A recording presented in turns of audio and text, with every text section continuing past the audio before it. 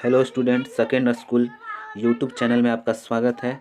आज आपके लिए लेकर के आया हूँ छठा क्लास का चैप्टर 5 विज्ञान का चैप्टर 5 लेकर के आया हूँ। चैप्टर 5 का नाम है पौधों की कहानी। पौधों की कहानी आज पढ़ेंगे और पूरा इसका डिटेलिंग करेंगे। इससे पहले चैप्टर 4 तक क्वेश्चन आंसर भी करवा चुका हूँ और एक वीडियो समरी, एक वीडियो क्वेश्चन आंसर ऐसे करके लाता हूँ। तो ये समरी वीडियो है, इसके बाद क्वेश्चन आंसर भी इसका लाऊंगा। तो चलिए वीडियो को शुरू करते हैं। क्या है, विद्यालय के आसपास अपने जिन पौधों को देखा है उनका चित्र अपनी कॉपी पर बनाइए और उनमें रंग भरिए। जो आसपास के पौधे हैं उनका क्या करना है, चित्र बनाना है और रंग से भरना है। कक्षा में चर्चा कीजिए कि किस पौधे का तना मोटा होता है। किस पौधे का तना क्या होता है, मोटा होता है, तथा किसका पतला होता है, ये चर्चा करना है आपको स्कूल में। कुछ झाड़ीदार लतेदार कुछ क्या झाड़ीदार लतेदार एवं विशाल वृक्ष होते हैं। कुछ क्या होते हैं, झाड़ीदार होते हैं, लतेदार होते हैं और विशाल वृक्ष होते हैं। और कुछ नहीं। हमने पिछली कक्षा में पौधों के विभिन्न भागों को जाना है। अब चलिए देखते हैं। यहाँ एक पौधा बनाया गया है। इसका जो ये भाग है इसको क्या कहते हैं, पुष्प कहते हैं। इसमें जो फल लगता है उसको फल कहते हैं। तना जो बीच वाला भाग होता है उसको तना कहते हैं। और पत्ती, जो ये पत्ता रहता है, पत्ती कहते हैं। और जो ज़मीन के अंदर वाला भाग रहता है पेड़ का, उसे जड़ कहते हैं। सरसों का पौधा एवं उसके भाग, ये सरसों का पौधा है और उसके भाग हैं। तो इसे अपने कॉपी में नोट डाउन करें और अपने दोस्तों के साथ इसको चर्चा करना है।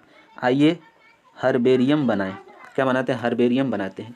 एक पौधे को किसी पुस्तक के पन्नों के बीच दबाकर रखिए। कुछ दिनों बाद देखिए यह सूखा पौधा हर्बेरियम कहलाता है। अब उसे सफ़ेद कागज़ पर सेलोटेप से चिपकाकर नामांकित कीजिए। उसमें अपना नाम, रोल नंबर अंकित कीजिए। पारदर्शी प्लास्टिक द्वारा इसे ऊपर से ढक दीजिए। हो गया हर्बेरियस तैयार। इस प्रकार पत्तियों, फूलों आदि के भी हर्बेरियम तैयार किए जा सकते हैं। आगे देखते हैं क्या है। आगे है शाक, झाड़ और वृक्ष। इसके बारे में पढ़ना है। शाक, झाड़ और वृक्ष के बारे में पढ़ना है। क्रियाकलाप 1 है, तो क्रियाकलाप 1 करके देखते हैं कि क्या है इसमें। विभिन्न पौधों के चित्रों को देखकर अपने अनुभव के आधार पर निम्नलिखित सारणी को भरिए। शिक्षक पौधे के चित्रों को दिखाएंगे एवं सारणी को भरने में सहायता करेंगे। पौधा दिखाएंगे और भरने को सहायता करेंगे। जैसे सरसों है, तो सरसों का क्या होता है, हरा होता है। तना हरा होता है, कोमल होता है, मोटा नहीं होता है ज़्यादा और कठोर भी ज़्यादा नहीं होता है। अब आगे देखते हैं। इन लक्षणों पर गौर कीजिए। इन लक्षण पर क्या करना है, गौर करना है। विभिन्न प्रकार के पौधों की विभिन्न विशेषताएं हैं। इन विशेषताओं के आधार पर पौधों को 3 संवर्गों में वर्गीकृत किया गया है। कौन कौन से, शाक, झाड़ी एवं वृक्ष। तो पौधों को कितने वर्ग में वर्गीकृत किया गया है, तो 3 में। आप इसको नोट डाउन कर लीजिए कॉपी में कि शाक, झाड़ी एवं वृक्ष। आगे देखते हैं। अपने सारणी में हरे कोमल तने वाले पौधे को पहचान कर अंकित किया गया है। इन्हें शाक कहते हैं। ऐसे ये सामान्यतः छोटे होते हैं और इनमें शाखाएं नहीं होती है। ये क्या है, शाक के बारे में है। तो यहाँ से लेकर के यहाँ तक शाक लिख करके डैश कीजिएगा और इसे नोट डाउन कीजिएगा। शाक में यह क्या है, सरसों के पौधे यहाँ पर हैं। आगे देखते हैं झाड़ी। झाड़ी के बारे में, इन पौधों में शाखाएं तने के आधार के समीप से निकलती है। तना कठोर होता है परंतु अधिक मोटा नहीं होता। ऐसे पौधे झाड़ी कहलाते हैं। यहाँ आप झाड़ी का चित्र देख सकते हैं। ये है झाड़ी का चित्र। इसका तना क्या होता है, मजबूत होता है लेकिन मोटा नहीं होता है। ये क्या है, पुटुस का फूल है। आगे देखते हैं वृक्ष। वृक्ष क्या होता है। कुछ पौधे बहुत ऊंचे होते हैं तथा इनके तने सुदृढ़ एवं गहरे भूरे होते हैं। इनमें शाखाएं भूमि से अधिक ऊंचाई पर तने के ऊपरी भाग से निकलती है। इन्हें वृक्ष कहते हैं। वृक्ष लिख करके डैश कीजिए और इसे यहाँ से लेकर के यहाँ तक पूरा नोट डाउन कीजिए। और वृक्ष किसे कहते हैं, देखिए ये बड़ा बड़ा पेड़ है, इसे ही वृक्ष कहते हैं। आगे देखते हैं। इन्हें भी जानिए। क्या है, आपने मनी प्लांट के पौधे संभवतः लगाए भी होंगे। आपने देखा होगा इनके तने कमज़ोर होते हैं। ये सीधे खड़े नहीं हो सकते हैं और भूमि पर फैल जाते हैं। विसर्पी लता कहते हैं। क्या कहते हैं? मनी प्लांट को विसर्पी लता में रखते हैं, जैसे यहाँ पर आप देख सकते हैं। इन्हें सजावट के लिए बोतल में भी टांग सकते हैं। कुछ पौधे आसपास के ढांचे की सहायता से ऊपर चढ़ जाते हैं, इन्हें आरोही लता कहते हैं। इन्हें क्या कहते हैं? आरोही लता। जैसे लौकी का, कद्दू का, ये सब का चढ़ जाता है ऊपर। ये शाक, झाड़ एवं वृक्ष से भिन्न होते हैं। इन तीनों से क्या होते हैं? ये भिन्न होते हैं। आरोही लता किसका है? कद्दू का है। निम्नलिखित पौधों को उनके वर्गों में बांटिए और नीचे की सारणी में अंकित कीजिए। आम, पालक, बथुआ, सखुआ, लौकी, अकवन, धतूरा, हल्दी का पौधा, कटहल, सेम, पुटुस। अब इसको क्या करना है? इसमें भरना है कि इसका लता कैसा होता है, शाख कैसा होता है, झाड़ी कैसा होता है, ये वृक्ष होता है कि नहीं होता है, इसमें आप भर सकते हैं। आगे देखते हैं तना। तना किसे कहते हैं? तो यहाँ से लेकर के आप यहाँ तक इसे नोट डाउन कीजिए कि तना पौधे का सबसे दृढ़ भाग होता है। इसे स्तंभ भी कहते हैं। मतलब जो पेड़ है उसका जो ये भाग होता है, ये बीच वाला भाग, जैसे ऐसे ऐसे पेड़ बनाएंगे साधारण पेड़, तो ये जो ये वाला भाग है यही क्या कहलाता है? तना कहलाता है। तने में गांठ जैसी संरचना को पर्व संधि कहते हैं। निकटतम दो पर्व संधि के बीच के स्थान को पर्व कहते हैं। जैसे दूब घास, गन्ना, मक्का, बांस आदि, ये सब क्या हैं? पर्व हैं। आगे देखते हैं आवश्यक सामग्री। क्रियाकलाप 2 करके देखते हैं कि इसमें क्या है। आवश्यक सामग्री 2 गिलास लेना है, जल लेना है, लाल एवं नीला स्याही लेना है, एक ब्लेड तथा सफ़ेद फूल वाला पौधा लेना है। सफ़ेद फूल वाला क्या लेना है? पौधा लेना है। क्रिया विधि क्या है इसका? सफ़ेद फूल वाली एक शाख लीजिए और उसे एक गिलास में रखिए तथा उसमें लाल स्याही की कुछ बूंदें डाल दीजिए। अब दूसरी शाखा लंबाई के अनुदिश आधी दूरी तक 2 भाग में काटिए। एक भाग को दूसरे गिलास में चित्रानुसार देखिए। दूसरे गिलास में नीली स्याही की कुछ बूंदें डालिए। क्या करना है? चित्रानुसार क्या करना है? नीली स्याही को डाल देना है, ऐसे जैसे चित्र में डाला हुआ है। नीला एवं लाल होता सफ़ेद फूल। कुछ देर बाद इसे बाहर निकालिए। अब इसकी शाखा को छील कर देखिए। शाखा को क्या करना है? छील करके देखना है। रंगीन जल तने के ऊपर चढ़ता है। रंगीन जल क्या होता है? तने के ऊपर चढ़ जाता है। क्या दिखाई दिया इसमें? इस क्रियाकलाप से आपको क्या फ़ायदा हुआ उसको देखते हैं। पहला चीज़ है, पहली गिलास के फूल वाली शाखा पर क्या प्रभाव पड़ा, दूसरी गिलास के फूल की शाखा पर क्या प्रभाव पड़ा, दोनों को देखना है। शाखा पर दिखाई देने वाली लाल एवं नीली स्याही तने का संवहन दर्शाती है। तने का क्या दर्शाती है? संवहन दर्शाती है। ये संवहन दर्शाती है। आगे देखते हैं तने का कार्य क्या होता है। तने का कार्य क्या होता है? इस क्रियाकलाप में हमने देखा कि जल तने में ऊपर की ओर चढ़ता है, अर्थात तना जल का संवहन करता है। जल एवं नीली स्याही की भांति जल में विलीन खनिज जल के साथ तने के ऊपर पहुंच जाते हैं। तना के ऊपर क्या पहुंचता है? तना के द्वारा खनिज पहुंचता है, जल पहुंचता है पौधों में।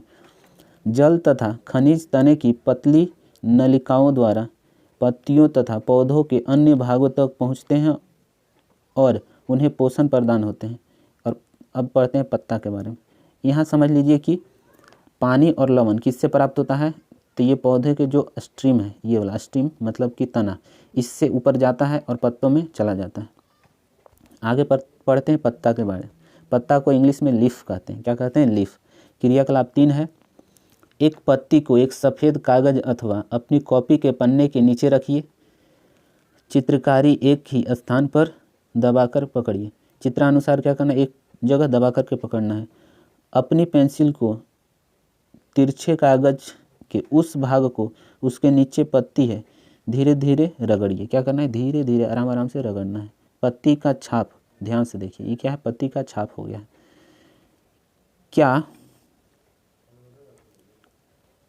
क्या आपको कुछ रेखाओं के छाप दिखाई देते हैं? क्या यह छाप पत्ती की तरह है? आइए पत्ती के विभिन्न भागों को समझते हैं। पत्ती का वह भाग जिसके द्वारा वह तने से जुड़ी होती है पर्णधार कहते हैं। तने से जुड़ी होती है उसे पर्णधार कहते हैं।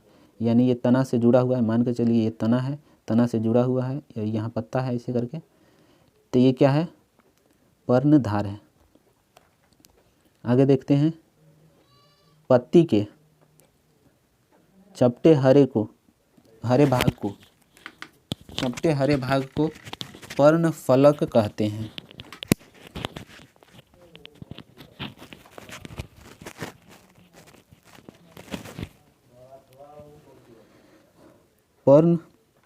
चपटे हरे भाग को पर्णफलक कहते हैं। पर्णफलक तथा पर्णधार के बीच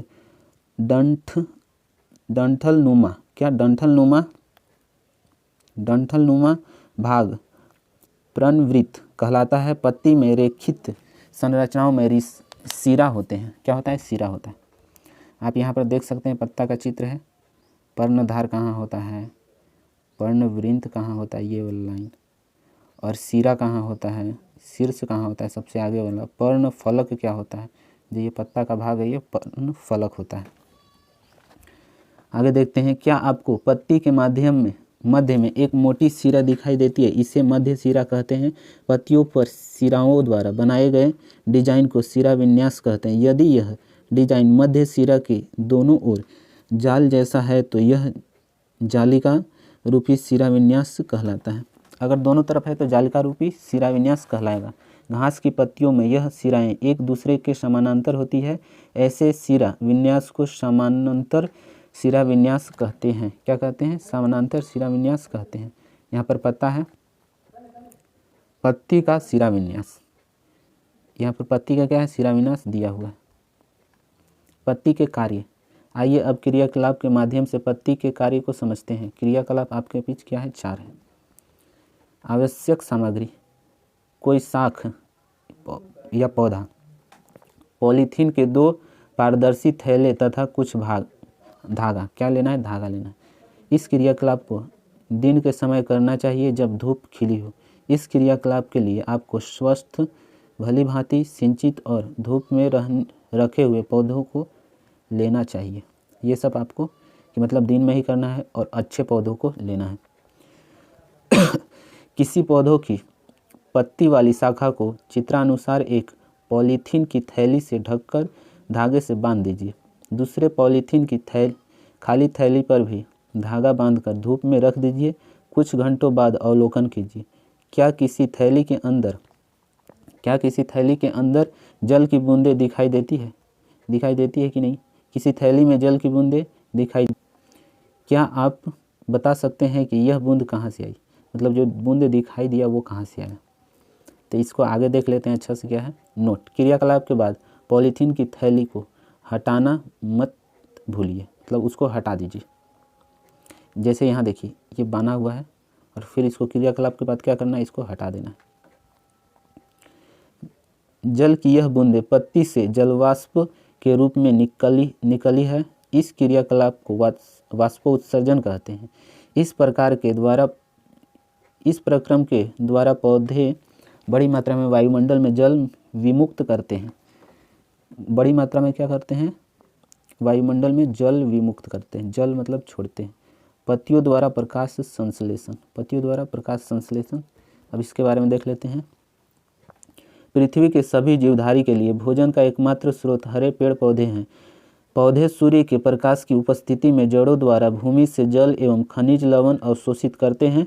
वायुमंडल से कार्बन डाइऑक्साइड लेकर पत्तियों में मौजूद हरे रंग के पदार्थ क्लोरोफिल की उपस्थिति में भोजन मंड बनाते हैं तथा वायुमंडल में ऑक्सीजन गैस मुक्त होती है। इस प्रक्रिया को प्रकाश संश्लेषण कहते हैं। इस प्रक्रिया को क्या कहते हैं? प्रकाश संश्लेषण कहते हैं। इसे आप कॉपी में नोट डाउन कीजिए। यहाँ से कीजिए वायुमंडल से कार्बन डाइऑक्साइड, इसको यहाँ से यहाँ तक नोट डाउन कर लीजिए। आगे देखते हैं क्या है। कार्बन डाइऑक्साइड प्लस जल, सूर्य का प्रकाश, मंड, कार्बोहाइड्रेट और ऑक्सीजन, ये सब बनाया हुआ है। क्रियाकलाप 5 देखते हैं। एक बीकर लीजिए और उसमें पानी डालिए। एक बीकर लेना है, पानी डालना है। कोई जलीय पौधा जैसे हाइड्रिला को बीकर की पेंदी में रखिए। किप को उलटकर उस पर रख दीजिए। अब पानी से भरे परखनली को इस प्रकार रखिए कि इसमें हवा प्रवेश न करे। इस प्रकार रखना है कि हवा उसमें क्या करना है? नहीं प्रवेश करे। जैसे यहाँ पर रखा हुआ है। प्रकाश संश्लेषण में ऑक्सीजन मुक्त होती है। प्रकाश संश्लेषण में क्या होती है? ऑक्सीजन मुक्त होती है। पौधा है, जलीय पौधा है, उल्टा कर रखा कीप है और पानी में भरा बीकर में भरा क्या है, पानी है, और यहाँ ऑक्सीजन। ये हो गया। पूरी उपकरण धूप में रख दीजिए। हम देखते हैं कि जलीय पौधे से गैस के बुलबुले निकलकर परखनली के पेंदी में जमा हो रहे हैं। फलस्वरूप पानी का तल नीचे की ओर खिसक रहा है। गैस से भरी कुछ परखनली के मुंह को अंगूठे से दाबकर बाहर निकालिए। क्या करना है, अंगूठा से बाहर निकालना है। जलती हुई तीली या अगरबत्ती को परखनली के पास लाइए और परखनली का मुंह खोलिए। आप देखते हैं कि तीली या अगरबत्ती की लौ तेज हो रही है। इससे स्पष्ट होता है कि परखनली में ऑक्सीजन गैस है जो प्रकाश संश्लेषण की क्रिया द्वारा बनती है। प्रकाश संश्लेषण क्रिया द्वारा बनती है। इस तरह से अब क्रियाकलाप 6 देखते हैं। इसमें क्या है, पत्ती का चित्रण। ये पत्ती का चित्रण है। पौधे मुक्त एक गमले को 2 दिनों के लिए अंधेरे कमरे में रखिए। इस पौधे की एक पत्ती के आंशिक भाग को दोनों ओर काले कागज से ढक दीजिए। क्या करना है, काले कागज से ढक देना है चित्र के अनुसार। अब इस पौधे को पूरे दिन के लिए सूर्य के प्रकाश में रखिए। अब क्या करना है, सूर्य के प्रकाश में इस पौधे को रख देना है। आंशिक रूप से काले कागज से ढकी पत्ती को तोड़कर शिक्षक शिक्षिका की सहायता से मंड परीक्षण कीजिए। क्या करना है, मंड परीक्षण करना है। आवश्यक सामग्री आपके पास क्या रहना चाहिए, पत्ता रहना चाहिए, स्प्रिट रहना चाहिए, बीकर रहना चाहिए। बीकर मतलब कोई भी बाल्टी, परखनली रहना चाहिए, बर्नर रहना चाहिए, जल रहना चाहिए, प्लेट रहना चाहिए, आयोडीन विलयन रहना चाहिए। इतना चीज़ रहे आप कीजिए। इसके बाद क्रियाविधि क्या है इसका, पहला क्रियाविधि, परखनली में एक पत्ती एवं उसमें पर्याप्त मात्रा में स्प्रिट डालिए जिससे पत्ती उसमें पूर्णतः डूब रहे हैं, ये डालना है। दूसरा क्या है, इस परखनली को जल से आधे भरे बीकर में रखना है। बीकर को उस समय तक गर्म करते रहिए जब तक पत्ती से हरा रंग पूर्णतः बाहर नहीं निकल जाता है। हरा रंग जब तक बाहर नहीं निकलता तब तक उसे क्या करना है, गर्म करते रहना है। अब पत्ती को परखनली से सावधानी पूर्वक बाहर निकालकर जल से भली भांति धोइए। जल से क्या करना है, धो लेना है। इसे प्लेट में रखकर आयोडीन विलयन की कुछ बूंद डालिए। आयोडीन विलयन की कुछ बूंद डालना है। आप देखते हैं कि पत्ती का रंग नीला या बैंगनी पड़ गया है। पत्ती का रंग कैसा हो जाएगा, बैंगनी या नीला पड़ जाएगा। इसके अर्थ है कि पत्ती में मंड है। इसका अर्थ क्या है, पत्ता में भी मंड होता है। सावधानियाँ, मंड परीक्षण में स्प्रिट और बर्नर का प्रयोग होता है, अतः शिक्षक स्वयं इसे करके दिखाएं। इसे शिक्षक करके दिखाना है, लेकिन झारखंड के सरकारी स्कूल में तो इतना सुविधा है नहीं कि कोई टीचर करके भी दिखाएगा। तो चलिए ऐसे ही रोचक बातें क्या है, मतलब अच्छा बातें, इंटरेस्टिंग बातें हैं। पत्तियों के फलक में असंख्य रंध्र पाए जाते हैं जो प्रकाश संश्लेषण तथा वाष्पो उत्सर्जन जैसी क्रियाओं का संचालन करते हैं। इन्हें अस्टोमाटा क्या कहते हैं, अस्टोमाटा भी कहते हैं। यहाँ देखिए चित्र में दिया हुआ है। इन्हीं रंध्रों द्वारा पौधों में श्वसन क्रिया संपन्न होती है जिससे वायुमंडलीय गैसों का आदान प्रदान होता है। ये क्या होता है, रंध्र होता है। देखिए पत्तों में रंध्र होता है, ऐसा जूम करके लिया हुआ है। आगे देखते हैं। अब बताइए पत्तियों तक जल कौन पहुंचाता है, पत्तियों तक जल कौन पहुंचाता है। तो पत्तियों तक जल पेड़ का जो ये स्ट्रीम है, मतलब ये क्या है, तना। ये जो तना है यही क्या कहता है, पत्तियों तक पहुंचाता है जल को। अब देखते हैं जड़ के बारे में देखते हैं। आगे दिए गए चित्र को ध्यानपूर्वक देखिए। दोनों प्रकार के पौधों में क्या अंतर दिखाई दे रहा है, यह अंतर क्यों। सूखे पौधे को पानी नहीं दिया गया है और हरा भरा पौधा पानी प्राप्त करता है। यहाँ देखिए ये जो सूखा हुआ पौधा इसे पानी नहीं दिया गया और यहाँ देखिए पानी दिया गया है इसे, दोनों में अंतर हो गया। सूखा एवं हरा भरा पौधा। आगे देखते हैं पौधा का कौन सा भाग पानी को ग्रहण करता है। यह भाग मिट्टी के अंदर होता है, इसे जड़ कहते हैं। मतलब जो पौधे का जो भाग होता है जो मतलब पानी को ग्रहण करता है उसे क्या कहते हैं, जड़ कहते हैं। और वो मिट्टी के अंदर होता है। मिट्टी के अंदर वाले पेड़ के जो भाग होते हैं उसे क्या कहते हैं, जड़ कहते हैं, वो जड़ कहलाते हैं। निम्न क्रियाकलापों के द्वारा पौधों के इस भाग के बारे में और अधिक जानकारी प्रदान करते हैं। क्रियाकलाप 7 है आपके बीच। आवश्यक सामग्री है, क्या लेना है, मक्का लेना है, चना लेना है, सेम के बीज लेना है, कपड़ा लेना है, कांच लेना है, टोकरी या मिट्टी के छोटे गमले तथा जल। इतना ही चीज़ लेना है, ये तो आपके घर में उपलब्ध ही होगा। क्रियाविधि क्या है? पहला क्रियाविधि, गमले की मिट्टी में अथवा 2 कटोरियाँ लेकर उनमें भीगा कपड़ा रखकर कुछ सेम, चने व मक्के के भीगे बीजों को डालिए। भीगे बीज को क्या कर देना है? डाल देना है उसमें। प्रतिदिन अवलोकन कीजिए तथा यह भी ध्यान दीजिए कि बीजों के अंकुरन के लिए सभी अनुकूल परिस्थिति उपलब्ध है या नहीं। मतलब अंकुरन के लिए उपलब्ध है कि नहीं, मतलब उनको जल प्राप्त हो और उनको क्या प्राप्त हो? सूर्य का प्रकाश भी प्राप्त हो, इस तरह से, तभी तो वो अंकुरित होंगे। अब यहाँ देखिए चित्र में दर्शाया गया है, बीज से नन्हा पौधा बनने तक प्रतिदिन होते हुए परिवर्तन का अवलोकन कीजिए तथा उनके चित्र भी अपनी अभ्यास पुस्तक में बनाते जाना है। यहाँ पर देखिए ये चित्र है, इसको अभ्यास पुस्तक में कि डेली आज इतना बढ़ा है, आज कल इतना बढ़ा, परसों इतना बढ़ा, इस तरह से आप कॉपी में उसे नोट डाउन करते रहिए। मक्का के बीज का विकास, ये देखो देखिए यहाँ मकई है और मकई का ये बीज है, ये पौधा है, तो इस तरह से है। आगे देखते हैं, इनमें आपने जड़ों की वृद्धि को तो देख लिया, आइए अब देखें कि इनकी जड़ों की संरचनाएं एक जैसी ही होती है या इनमें अंतर होता है। मतलब जो सभी पेड़ पौधे हैं उनका जड़ अलग अलग होता है या एक ही जैसा होता है। हम देखते हैं कि मक्का की बीजों के मूलांकुर की वृद्धि कुछ लंबाई के बाद रुक जाती है और वह अनेक शाखाओं में रेशों की तरह विभाजित हो जाती है। ऐसे जड़ें झकड़ा जड़ कहलाती है। क्या कहलाती है? झकड़ा जड़ या रेशेदार जड़ कहलाती है। चना और सेम में मुख्य जड़ होती है और छोटी छोटी पार्श्व जड़ें होती है। ये जड़ें गहराई तक जाती है और मूसला जड़ कहलाती है। क्या कहलाती है? मूसला जड़ कहलाती है। यहाँ देखिए ये जो नीचे है मूसला जड़ है, इस तरह का जड़ होता है इसमें, यह है मूसला जड़ और यह है झगड़ा जड़। अब आगे देखते हैं क्या क्रियाकलाप 8 है। खुले मैदान में आइए जहाँ बहुत से खरपतवार उग रहे हैं। कुछ खरपतवार पौधों की मिट्टी खोद कर निकालिए और जड़ों से मिट्टी धोकर अलग कर उनका अवलोकन कीजिए। क्या आपने ध्यान दिया कि पौधे की पत्ती के सिरा विन्यास एवं जड़ के प्रकार में एक रोचक संबंध है। समानांतर सिरा विन्यास वाले पौधे की जड़ें रेशेदार होती हैं और जालिका सिरा विन्यास वाले पौधे की जड़ें मूसला जड़ होती है। यानी ये दोनों अंतर है। जालिका जिसमें रहेगा वो कैसा रहेगा? मूसलाधार रहेगा। और सिरा विन्यास, समानांतर सिरा विन्यास रहेगा, उसका कैसा रहेगा? झगड़ा रहेगा, तो झगड़ा जड़ रहेगा। अब अवलोकन कर चुके हैं, अब आगे देखते हैं। पौधे का नाम लिखना है, सिरा विन्यास का प्रकार लिखना है, जड़ के प्रकार लिखना है। ये आपको खुद से क्रियाकलाप कर लेना है। जड़ के कार्य अब क्या होते हैं? जड़ के कार्य आप देख लीजिए। इसका पहला कार्य है, जड़ें पौधों को मिट्टी में स्थिर रखती है। क्या करती है? स्थिर रखती है, यानी बांधे रखती है।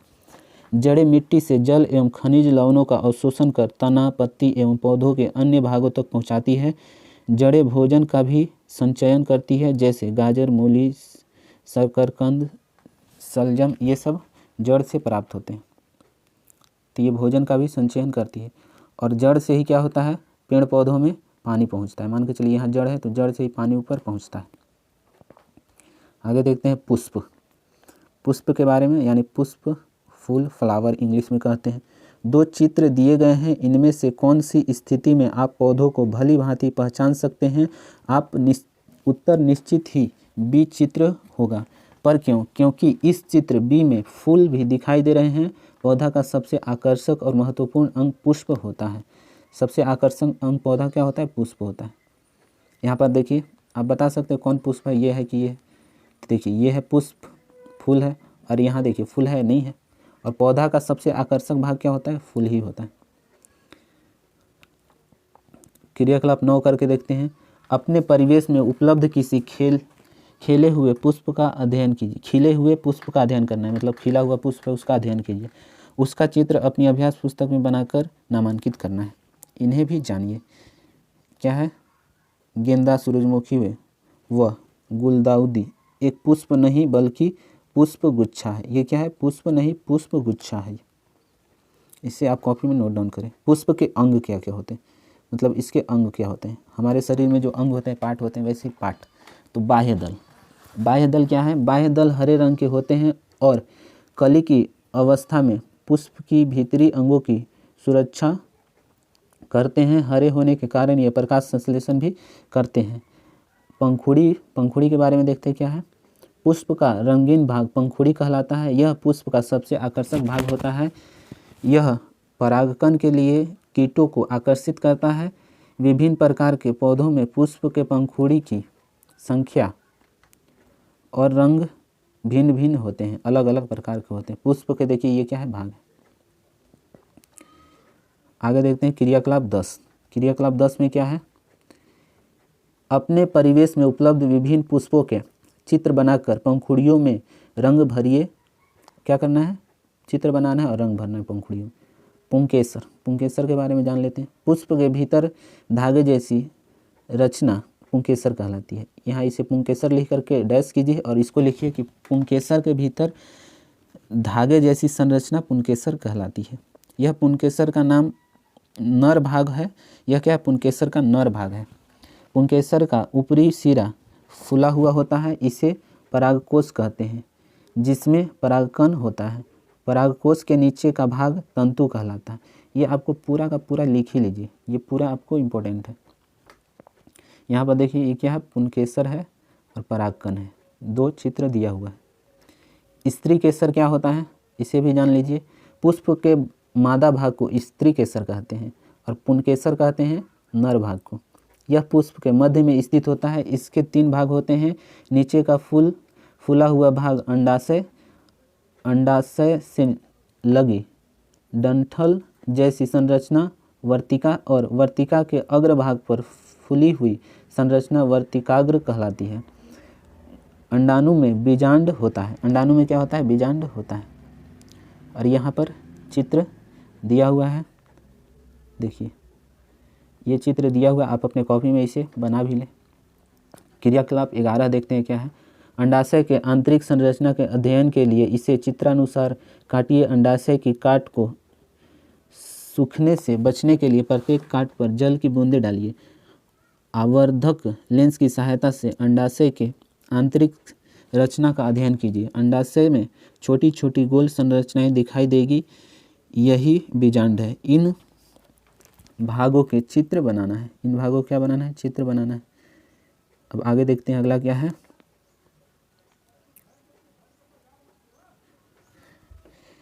यहाँ पर अंडाशय का ये सब चित्र बनाया हुआ है। क्या सभी फूलों में सभी भाग पाए जाते हैं? क्या किसी में इनसे भी अलग मिलते हैं? क्या किसी फूल में इनसे भी अलग मिलते हैं? वास्तव में सभी फूलों की संरचना हमेशा एक जैसी नहीं होती है। मतलब जो सभी फूल हैं उसकी संरचना एक जैसा तो नहीं होता है, आपने देखा भी होगा। आप अगली कक्षा में इस संबंध में और विस्तार से पढ़ेंगे। मतलब अगली कक्षा में, मतलब अभी आप 6वीं में हैं, 7वीं में जाएंगे तो और इसको अच्छा से पढ़ेंगे और मैं ही आपको पढ़ाऊंगा। इसलिए इस चैनल को जरूर सब्सक्राइब कर लें। मैं आपको बहुत आसान भाषा में समझाऊंगा। अगर आपको जहाँ नहीं समझ में आता है आप कमेंट कीजिए, मैं उसका उत्तर ज़रूर दूंगा। आगे देखते हैं क्या है, इन्हें भी जानिए। तो देखते हैं, पौधा का नाम है और औषधि उपयोग है, मतलब तुलसी। तुलसी का औषधि उपयोग कहाँ कहाँ होता है? सर्दी हो जाएगा तो होगा इसका उपयोग, जुकाम, बुखार, कफ, ये सब में तुलसी को पीस करके पीते हैं। हम लोग भी बचपन में बहुत पिए हैं। अब तो दवाई चल गया है, सर्दी हुआ कि दवाई ले लेते हैं। पहले ऐसा नहीं था, दवाई नहीं लेते थे और तुलसी को पीस करके पीते थे। एलोवेरा, एलोवेरा तो सभी के घर में होगा। कब्ज, त्वचा संबंधी जलना आदि होता है। और क्या होता है एलोवेरा से? एलोवेरा को आप चेहरा पर लगाइए तो वो चिकनापन चेहरा को बनाता है। लाजवंती, लाजवंती यानी छुई मुई। एक पौधा ऐसा भी होता है जिसे आप देखिएगा तो उससे मतलब छुइएगा तो वो मुरझा जाता है, तो उसे लाजवंती कहते हैं या फिर छुई मुई कहते हैं। इसका क्या है, बवासीर में पत्तों को दूध में मिलाकर पीते हैं। बवासीर जब होता है तो पत्तों को दूध में मिलाकर पीते हैं। बिच्छू के डंक को शमन करने के लिए तना का उपयोग करते हैं, मतलब कम करने के लिए उपयोग करते हैं। भृंगराज, भृंगराज पीलिया रोग दूर करता है। भृंगराज, पीपल सर्दी, खांसी, दमा, पीलिया, ज्वार, जुकाम, अपच, कुष्ठ रोग, ये सब में सहायता करता है। हरसिंगार या शिवाली, ये क्या होता है? जीर्ण, ज्वर, मलेरिया, मूत्र रोग, इसमें सहायक होता है। ये सब क्या है? ये सब ये सभी पौधे हैं और ये सभी किस रोग में काम आते हैं, किस रोग में काम आते हैं उसका बारे में लिखा हुआ है। आगे देखते हैं क्या है। करंज, करंज घाव, चर्म रोग आदि में। ब्रह्मी खूटी या बेंग साग, ये क्या होता है, पीलिया में। ब्रह्मी बूटी किस में, पीलिया में उपयोग होता है। सहजन या मूंगा, रक्तचाप यांत्रिक, रक्तचाप में किसका उपयोग होता है, सहजन या मूंगा का उपयोग होता है। तो इसे आप कॉपी में, अपने कॉपी में ज़रूर नोट डाउन कर लें। चलिए आगे देखते हैं। अब इस तरह से चैप्टर समाप्त हुआ। इनमें क्या हमने सीखा उसके बारे में शॉर्ट ब्रीफ है, तो चलिए देख लेते हैं। पहला पॉइंट में क्या है, पौधा का वर्गीकरण उनकी ऊंचाई, तना, शाखाओं के आधार पर शाख, झाड़ एवं वृक्ष किया जाता है। मतलब उसके ऊंचाई, तने और शाखों के आधार पर 3 प्रकार के होते हैं, शाख, झाड़ी एवं वृक्ष होते हैं। तने पर पत्तियां, पुष्प तथा फल होते हैं। तने पर क्या होते हैं, पत्तियां, पुष्प और फल होते हैं। सामान्यतः पत्ती में पर्णवृत्त और फलक होते हैं। पत्ती में शिराविन्यास का प्रतिरूप शिराविन्यास कहलाता है। यह जालिका रूपी या समानांतर हो सकता है। पत्तियां वाष्पोत्सर्जन क्रिया द्वारा जल वाष्प को वायु में निष्कासित करती है, मतलब निकालती है वायु में। पत्तियां प्रकाश संश्लेषण की प्रक्रिया द्वारा भोजन बनाती है एवं वायुमंडल में ऑक्सीजन गैस विमुक्त करती है, मतलब ऑक्सीजन गैस छोड़ती है और कार्बन डाइऑक्साइड गैस ग्रहण करती है। इस तरह से हो जाएगा। जड़ें मिट्टी से जल एवं खनिज पदार्थ का अवशोषण करती है तथा पौधों को मिट्टी में जकड़े रखती है। क्या करती है, मिट्टी में जकड़े रखती है। पेड़ का जो जड़ है वो पेड़ को स्टेबिलिटी बनाए रखता है, उसको स्थिरता बनाए रखता है। अगर जड़ जिसका कमज़ोर रहेगा वो तो हवा आएगा थोड़ा भी उलट जाएगा। जड़ें मुख्यतः 2 प्रकार की होती है, मूसला जड़ और रेशेदार जड़। 2 प्रकार के जड़ हो गए।